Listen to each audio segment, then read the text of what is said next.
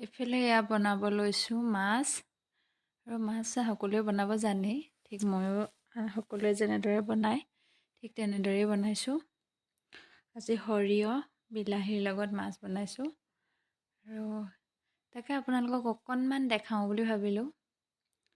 মই মাছ ফ্ৰাই কৰা তেলখিনিতে পিঁয়াজ বিলাহী সেইবিলাক সকলোবিলাক মানে নহৰু আদাবিলাক তাতে মই সেইখিনি তেলতে বনাইছোঁ মাছখিনি। আকৌ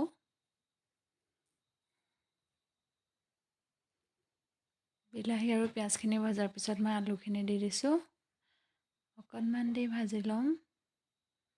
তাৰ পাছত দিছোঁ পিঁয়াজৰ পাত,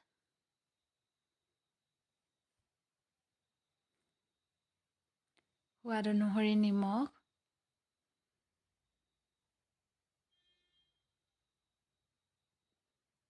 ইয়াত দিছোঁ মই সৰিয়হ মই কমকৈ দিছোঁ।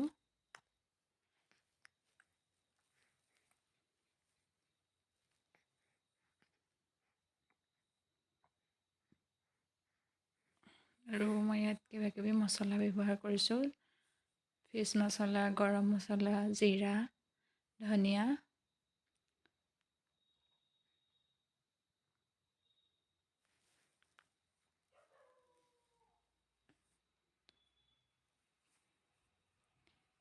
ইয়াত মই গৰম পানী ব্যৱহাৰ কৰিছোঁ আৰু পানীখিনি অকণমান উতল অহাৰ পাছত ইয়াত মই মাছখিনি দি দিম। খিনি নহয় পিছে কেইপিচমানহে দিম।